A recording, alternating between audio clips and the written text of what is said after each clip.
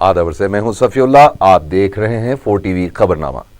सबसे पहले नजर डालते हैं सुर्खियों पर।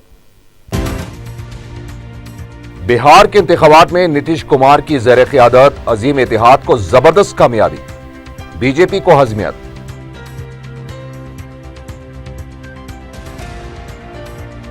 मोदी की फितरत में फिरका परस्ती, बिहार के नतायज से ज़हनियत में तब्दीली नामुमकिन, जयपाल रेड्डी का एहसास।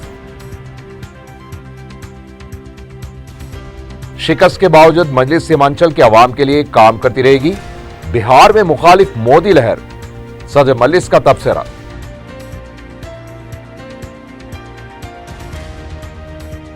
बीजेपी बड़े का गोश्त खाने के खिलाफ नहीं, किशन रेड्डी के लबो लहजे में अचानक तब्दीली।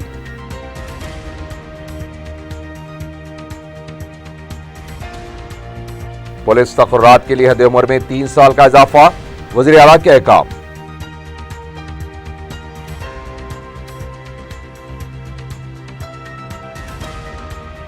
और ए राजा कांग्रेस पार्टी से खारिज, तेलंगाना पीसीसी सदर का ऐलान।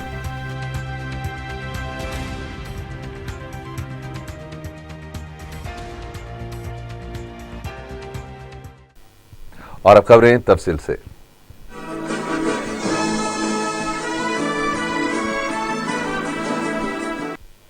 बिहार के असेंबली इंतखाबात में नीतीश कुमार की क़ियादत वाले अजीम इत्तेहाद को शानदार कामयाबी हासिल हुई है। अजीम इत्तेहाद ने जुमला 179 नशिस्तों पर कब्जा जमाया है, जबकि बीजेपी को शर्मनाक शिकस्त का सामना करना पड़ा। उसे सिर्फ 58 नशिस्तों पर इक्तिफा करना पड़ा, जबकि दीगर 6 आजाद उम्मीदवार कामयाब हुए हैं। अजीम इत्तेहाद की क़ियादत करने वाले नीतीश कुमार ने इसे अवाम की जीत करार दिया, तो वहीं बीजेपी ने अपनी शिकस्त कबूल कर ली है। वज़ीर आज़म नरेंद्र मोदी ने नीतीश कुमार को फोन करते हुए शानदार कामयाबी पर मुबारकबाद दी।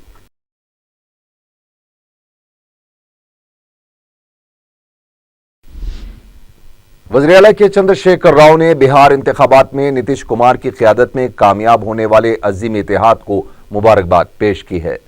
वज़ीर आला ने अपने प्याम में कहा कि नीतीश कुमार की अजीम इत्तेहाद की कामयाबी से अंदाजा होता है कि वो अवाम में कितने मकबूल है।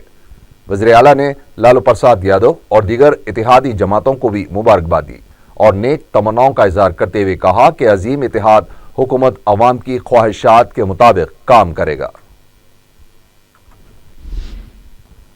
बिहार के इंतखाबात में अजीम इत्तेहाद की कामयाबी पर गांधी भवन और इंदिरा भवन में जश्न मनाया गया।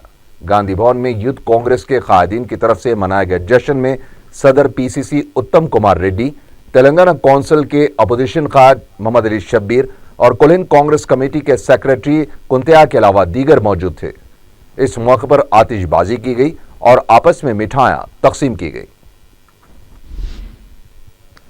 मजलिस के सदर बैरिस्टर असदुद्दीन ओवैसी ने कहा है कि बिहार में बीजेपी की शिकस्त नहीं बल्कि नरेंद्र मोदी की शिकस्त हुई है।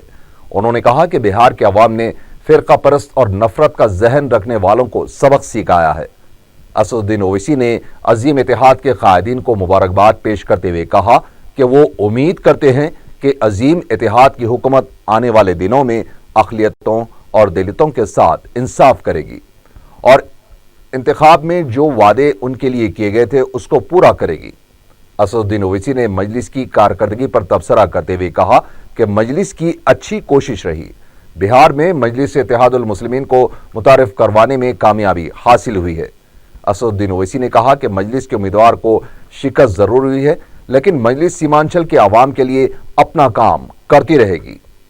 सबसे पहले अपनी जानिब से जनाब नीतीश कुमार साहब को मुबारकबाद देता हूं कि बिहार की अवाम ने उनको फिर से एतमाद दिया है और उम्मीद करते हैं कि वो बिहार की तरक्की होगी और ख़ास तौर से सीमांचल का जो इलाक़ा है उससे इंसाफ होगा। दूसरी बात यह है कि मैं साथ ही साथ सीमांचल के उन 6 असेंबली कॉन्स्टिट्यूंसीज़ के अवाम का शुक्रिया अदा करता हूं, जहां से उन्होंने हमारी पार्टी MIM के हक़ में अपने वोट का इस्तेमाल किया। हमारी 1 महीने की मेहनत को शायद वो नाकाफ़ी थी, मगर मैं उनका शुक्रिया अदा करता हूं। और मैंने एक बात कही थी वहां पर, फिर उसको दोहरा रहा हूं कि हमारा सीमांचल में जाना सिर्फ इलेक्शन की हद तक नहीं था, बल्कि इंशाअल्लाह ताला हम वहाँ पर जाते रहेंगे, सीमांचल की आवाज़ उठाएंगे। तीसरी बात यह है कि MIM पार्टी ने सीमांचल इलेक्शन लड़ा है, हमारी पार्टी का ऑर्गेनाइजेशन वहाँ पर कायम हो चुका है, इसको और हम मजबूत करेंगे फ्यूचर में। और चौथी और अहम बात यह है कि बीजेपी की शिकस्त हुई है, और ये बीजेपी की शिकस्त नहीं बल्कि ये प्राइम मिनिस्टर नरेंद्र मोदी की बहुत बड़ी नाकामी है, उनकी पर्सनल शिकस्त है ये। तो इस तमाम इलेक्शन में बिहार की आवाम ने कम्युनलिज्म के ख़िलाफ़, फ़िरक़ा परस्ती के ख़िलाफ़ अपना वोट दिया है, मैं उनको ही मुबारकबाद देता हूँ। ये पूरा ये तो एक मैंडेट बोलिए या एक मैसेज बोलिए या रेफरेंडम बोलिए, जो 17 महीने में जो बीजेपी के लोग इतना उताले पड़ गए थे कि हर रोज़ एक नई बात करते थे। हम तो वेलकम करेंगे, वो बात करते रहें, उनको खामोश नहीं बैठना चाहिए। जितना बात करेंगे उतना अच्छा है, क्योंकि अंदर का जब जहर निकलेगा तो वो जो हिंदुस्तान की आवाम को मालूम होगा कि क्या पैगाम इनका है। तो अच्छी बात है, बोलते रहें। वो अभी बिहार का नतीजा आ चुका है, और भी नतीजे आएंगे उनके खिलाफ, मगर इस नतीजे को आप ये भी देख लीजिए कि जहां कांग्रेस होगी वहां पर डिफरेंस हो सकता है। कांग्रेस नहीं थी यहां पर, इसीलिए मोदी को शिकस्त भी हुई। देखिए, पहली बार हमने बिहार में इलेक्शन लड़ा है, कभी हमारे पार्टी ने कोई बिहार में इलेक्शन नहीं लड़ी थी। सबसे बड़ा टेक अवे रहा कि हम वहाँ पर गए, हमारी पार्टी को इस्टेब्लिश किए, और लोगों का हमने पूरा कॉन्फिडेंस नहीं जीता। कई लोगों से हमारी मुलाकात हुई थी, लोगों ने कहा कि आपको बार बार आना पड़ेगा। मैं उनके इस जज्बात की इज़्ज़त करता हूँ, और हम वादा किए हैं कि ज़रूर हम दोबारा जाएंगे सीमांचल को, हमारी पार्टी को स्ट्रेंथन करेंगे। और सीमांचल की नाइंसाफ़ी ऐसी लड़ाई है कि मैं उस वक्त भी आज भी कहूँ कि ये एक सोशल पॉलिटिकल लड़ाई है। टेक अवे ये रहा कि लोगों में हमारा एक इंट्रोडक्शन हुआ, हमारी पार्टी वहाँ पर अब काम कर रही है, और हमको पूरी उम्मीद है कि और भी हम अच्छा काम करेंगे, जो कमज़ोरियाँ हैं उसको दूर करेंगे। और मुझे पूरा यकीन है कि आने वाले 5 साल में यकीनन आज जो नतीजा आया है उससे अच्छा नतीजा आएगा। हमारे उम्मीदवार उस वक्त हमारे कैंडिडेट्स कामयाब भी होंगे। मरकजी ममलिकती वजीर बंडारू दत्तात्रेय ने कहा है कि बिहार के नतायज से मोदी की क़यादत पर कोई असर नहीं पड़ेगा। मीडिया से बात करते हुए उन्होंने कहा कि एनडीए ने कामयाबी के लिए हर मुमकिन कोशिश की, लेकिन जात पात की सियासत और अजीम इतिहाद की वजह से बीजेपी को शिकस्त हुई है। बीजेपी अवाम के फैसले का खैर मकदम करती है।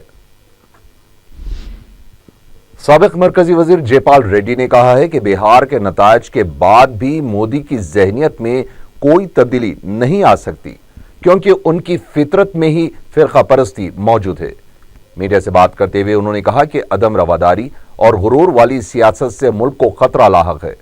उन्होंने कहा कि बिहार की इंतखाबी मुहिम के दौरान नरेंद्र मोदी, अमित शाह और मोहन भागवत के असली चेहरे अवाम के सामने आ गए हैं। उन्होंने नरेंद्र मोदी की इंतखाबी मुहिम पर तनकीद करते हुए कहा कि नरेंद्र मोदी जहां भी मुहिम चलाएंगे, नतायज इसी तरह के बरामद होंगे। रिजल्ट्स के बाद भी नरेंद्र मोदी में कोई परिवर्तन नहीं होगा, इसलिए कि उनका फितरत का खिलाफ है। उनका जो नेचर है वो डिक्टेटर का नेचर है, वो कभी सीख नहीं सकते। लोग तो सबक देंगे, लेकिन वो नरेंद्र मोदी जी सबक सीखने का तबीयत नहीं रखते हैं। तेलंगाना कौंसिल के अपोजिशन कायद मोहम्मद अली शब्बीर ने कहा है कि बिहार के अवाम ने मोदी को सबक सिखाया है और सेक्युलरिज्म को कामयाब किया है। मीडिया से बात करते हुए उन्होंने कहा कि बिहार के अवाम के इस फैसले से मोदी हुकूमत की आंख खुल जानी चाहिए। उन्होंने कहा कि वरंगल में भी इसी तरह के नतायज बरामद होंगे और वरंगल में कांग्रेस कामयाब होगी। हमें मुल्क में अमन, शांति, सेक्युलरिज्म चाहिए। नारायण मूर्ति जैसे आदमी जो इन्फोसिस के चेयरमैन ने बोले कि अक़लियतों को दबाने के, डराने की कोशिश करो तो मुल्क आगे नहीं बढ़ सकता। तो कैसे कैसे देश के अंदर लोग हैं, इसीलिए इस मुल्क की बुनियादें मजबूत है सेकुलरिज्म से, कुछ धक्का कोई नहीं लगा सकता। बीजेपी तो मिलेगा, टीआरएस को मिलेगा, इंशाल्लाह जरूर दिखेगा, और बहुत बड़ी अक्सरियत से कांग्रेस का कैंडिडेट सर्वसत्तारायण साहब कामयाबी हासिल करेंगे। रुकन कौंसिल पी सुधाकर रेड्डी ने कहा है कि बिहार के अवाम के फैसले का वो खैर मकदम करते हैं। मीडिया से बात करते हुए उन्होंने कहा कि बिहार के अवाम ने मोदी हुकूमत को सबक सिखाया है और सेक्युलरिज्म को कामयाब किया है। उन्होंने ये भी कहा कि इसी तरह के नताज वरंगल में होंगे। बिहार के नताज के बाद बीजेपी कायदीन के लबो लहजे में तब्दीली आती दिखाई दे रही है। बिहार के नताज पर तबसरे के दौरान किए गए एक सवाल पर उन्होंने कहा कि बीजेपी पार्टी बड़े के गोश्त के इस्तेमाल के खिलाफ नहीं है। जिसको जितना गोश्त खाना है खा सकता है, उस पर किसी किस्म की कोई पाबंदी नहीं है। किशन रेड्डी ने बिहार के नताज पर कहा कि अवाम ने नीतीश कुमार को दोबारा इख्तिदार सौंपने का फैसला किया है। उन्होंने कहा कि बीजेपी इख्तिदार से महरूम नहीं हुई है, बल्कि नीतीश कुमार ने अपने इख्तिदार को बरकरार रखने में कामयाबी हासिल की है। उन्होंने कहा कि बीजेपी की जानिब से वज़ीर आला के उम्मीदवार का ऐलान न होने से भी काफी फर्क पड़ा है। नहीं, इसको हमारा पार्टी कभी इसके खिलाफ है। आप जो खाता है खा लीजिए आप लोग, हमारा कोई आपत्ति नहीं है। जो आदमी जो खाना चाहते हैं, भारतीय जनता पार्टी और नरेंद्र मोदी सरकार किसको रोकने वाले नहीं है। जितना खाना है, जो खाना है खा सकते हैं लोग। आप जो खाता है खा लीजिए आप लोग, हमारा कोई आपत्ति नहीं है। जो आदमी जो खाना चाहते हैं, भारतीय जनता पार्टी और नरेंद्र मोदी सरकार किसको रोकने वाले नहीं है। जितना खाना है, जो खाना है खा सकते हैं लोग। 150 करोड़ जनता है, उसमें कोई कभी ऐसे बोलते रहते हैं, उसको रोकने के लिए हर समय प्रयास करना चाहिए। हम पार्टी की तरफ से ऑफिशियली ऐसा कोई स्टेटमेंट नहीं देते हैं, नहीं देंगे। मगर लोगों में अलग अलग, एक रिपोर्टर गलत रिपोर्ट करता है, पूरा टीवी चैनल हेड को आरोप थोड़ी करता है। तेलंगाना तेलुगुदेशम लीडर ई दयाकर राव ने कहा है कि वरंगल के ज़िमनी इंतखाब में बुनियादी सतह से मुहिम चलाई जाएगी।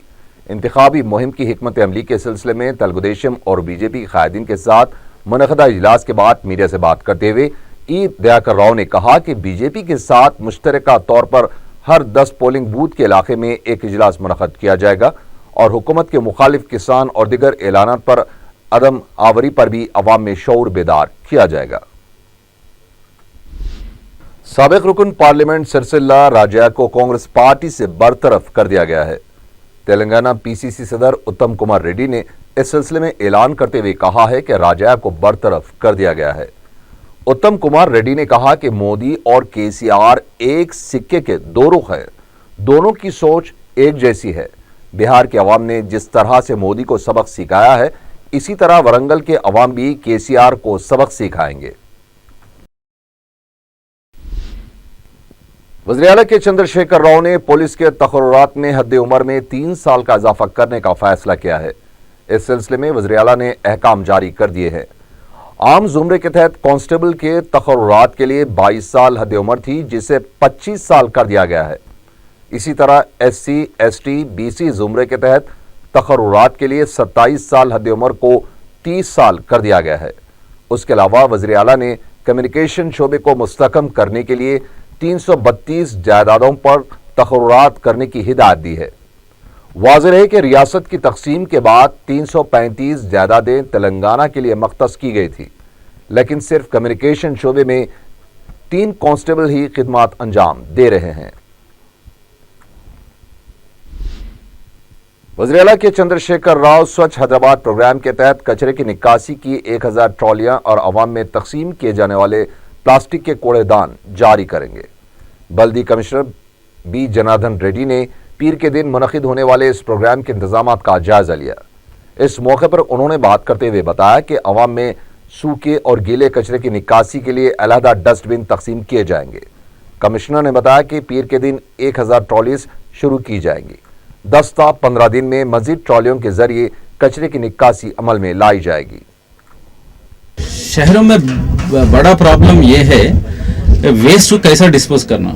तो उसको अगर गीला, वेट एंड ड्राई, ये वेस्ट को अलग अलग अगर डब्बे में डाले और अलग अलग ले गए, एंड वेट वेस्ट से हम मैन्यूर बना सकते हैं और ड्राई वेस्ट को फिर रिसाइकिल करके यूज कर सकते हैं। ये एक्सपेरिमेंट कल से हैदराबाद में शुरू होने वाला है। मेरा ख्याल से ये पूरा देश में पहली बार इतना बड़ा शहर में, छोटा छोटा गाँव, छोटा छोटा शहर में, थोड़ा गली में हुआ इससे पहले, इतना बड़ा शहर में पूरा शहर को हर एक घर को ये बिन्स देके वेस्ट मैनेजमेंट का जो एक्सपेरिमेंट चल रहा है, ये पब्लिक के, जनता के साझेदारी से हम पूरा सक्सेसफुल करने की कोशिश कर रहे हैं।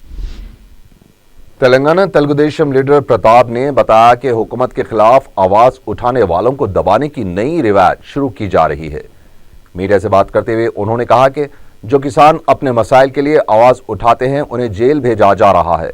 इख्तिदार का गलत इस्तेमाल करते हुए अपोजिशन और मीडिया को भी दबाने की कोशिश की जा रही है। उन्होंने कहा कि हुकूमत को अपने रवैये में तब्दीली लानी चाहिए, वरना अवाम हुकूमत को जरूर सबक सिखाएंगे। महकमे ताल्लुकात आमा के कमिश्नर नवीन मित्तल ने बताया है कि हैदराबाद में 14 नवंबर तक 20 नवंबर तक मुनक़िद होने वाले फिल्म फेस्टिवल के लिए तमाम इंतजाम किए जा रहे हैं। 8 मुल्कों से 1204 फिल्में पेश की गई हैं, जिनमें मुंतखब फिल्मों को इस फेस्टिवल के दौरान दिखाया जाएगा। नवीन मित्तल ने बताया कि हैदराबाद में 12 मुकामात की निशानदेही की गई है, जिसमें प्रसाद आईमैक्स, प्रशांत थिएटर, हाईटेक सिटी माधापुर, इंदिरा प्रियदर्शनी और हरिहरा कला भवन। उसके अलावा तेलंगाना के दीगर 8 अजला में एक थिएटर में फिल्म फेस्टिवल के तहत बच्चों की फिल्में बताई जाएंगी। इस मौके पर फिल्म फेस्टिवल के chief executive officer Shravan Kumar ने बताया कि फेस्टिवल के दौरान बच्चों को तमाम सहूलतें फराहम की जाएंगी। अजीज बाग वाक़े नूर खान बाजार में मुफ्त हेल्थ और आई कैंप का एहतमाम किया गया। मजलिस के जनरल सेक्रेटरी और रुकन असेंबली चारमीनार सैयद अहमद पाशा कादरी ने इसका इफ्तिताह अंजाम दिया। इस मौके पर डॉक्टरों ने मरीजों का मुफ्त मुआयना करके दवाएं भी तकसीम की। अहमद पाशा कादरी ने मीडिया को बताया कि गरीब बस्तियों में हेल्थ और आई कैंप्स कायम करना वक्त की अहम जरूरत है। मुकामी अफराद ने कसीर तादाद में कैंप से इस्तेफादा किया। इस मौके पर साबिक रुकन बल्दिया रियाजुल हसन आफंदी भी मौजूद थे। अजीज बाग नूर खान बाजार में आज साबरीज ऑप्टिकल्स की तरफ से एक आंखों का कैंप चेकअप के लिए रखा गया था, फ्री चेकअप के लिए, और ये हेल्थ कैंप भी यहाँ पर कायम किया गया, जिसका अभी इफ्तिताह हुआ। ये साबरीज ऑप्टिकल की तरफ से एरिया के तमाम गरीब लोगों को फ्री चेकअप करके उनको नंबर देने के लिए ये कैंप का एहतमाम किया गया। इससे काफ़ी लोग मोहल्ले के इस्तेफादा कर रहे हैं। इसकी पब्लिसिटी की गई थी, जिसके ज़रिए आज लोग ख़वातीन भी काफ़ी तादाद में यहाँ पर आके मुआयना करा रहे हैं। बहरहाल ऐसे रफ़ाई खिदमत की जो कोशिश है साबरीज ऑप्टिकल की, मैं उनको मुबारकबाद पेश करता हूँ और तवक्कुल करता हूँ कि गरीब बस्तियों में ऐसे कैंप के ज़रिए गरीबों की खिदमत करना वक्त का अहम तरीन तकाज़ा है यकीनन, और हम भी हर तरीके से इन हज़रात के साथ ताउन करेंगे जो ऐसे सरगर्मी में बढ़ चढ़ कर हिस्सा लेते हैं। मैं साबरीज ऑप्टिकल के सरपरस्त मोहतरम मौलाना सैयद मजहर हुसैनी साहब का भी शुक्रिया अदा करता हूँ। शहर में पुलिस का कॉर्डन सर्च जारी है। हुमायूं नगर हुदूद के फसलांसर इलाके में पुलिस ने तलाशी मुहिम के दौरान 125 गाड़ियां जब्त की। 12 राउडी शीटर्स और दिगर 72 अफराद के खिलाफ जरूरी कार्रवाइयां की गई। गाड़ियों के दस्तावेजात ना रखने वालों की गाड़ियां रोक ली गईं और उन्हें हिदायत दी गई कि वो दस्तावेजात के साथ आकर अपनी गाड़ियां ले जाएं। गोलकुंडा मोहम्मद नगर में भी तलाशी कार्रवाइयां अंजाम दी गईं। पुलिस ने रातों में चबूतरा पार्टियों के खिलाफ मुहिम चलाते हुए 42 नौजवानों को हिरासत में ले लिया और फिर काउंसलिंग के बाद छोड़ दिया। मलकाजगिरी पुलिस स्टेशन हुदूद आरटीसी कॉलोनी इलाके में पुलिस ने कॉर्डन सर्च करते हुए 4 कारें, 28 ऑटो रिक्शा और 115 मोटर बाइक्स, 3 गैस सिलेंडर्स को दस्तावेजात ना होने की वजह से जब्त कर लिया। मुख्तलिफ जराइम में मुलविस 60 अफराद को भी हिरासत में ले लिया गया है। पुलिस ने बताया है कि आइंदा दिनों में भी पुलिस की मुहिम जारी रहेगी।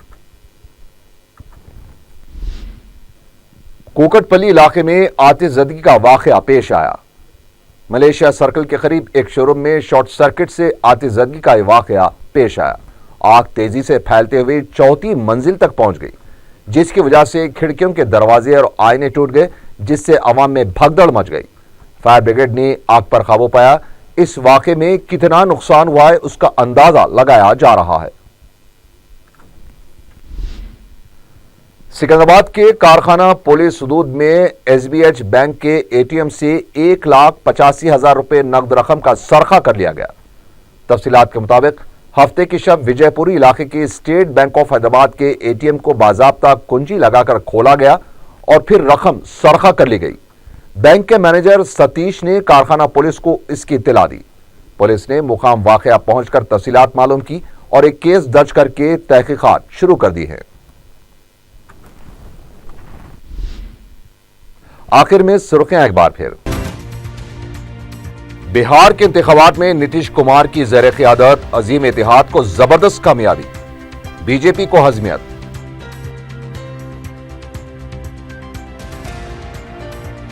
मोदी की फितरत में फिरका परस्ती, बिहार के नतायज से ज़हनियत में तब्दीली नामुमकिन, जयपाल रेड्डी का एहसास। शिकस्त के बावजूद मजलिस सीमांचल के अवाम के लिए काम करती रहेगी, बिहार में मुखालिफ मोदी लहर, सदर मजलिस का तबसरा।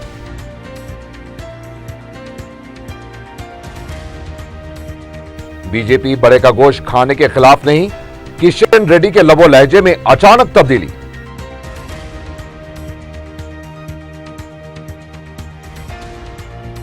पुलिस तकर्रात के लिए हद उम्र में 3 साल का इजाफा, वज़ीर आला के अहकाम।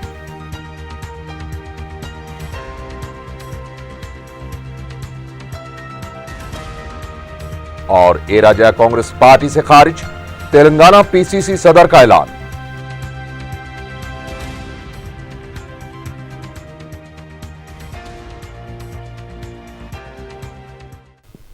इसके साथ ही 4 टीवी खबरनामा यहीं खत्म हुआ।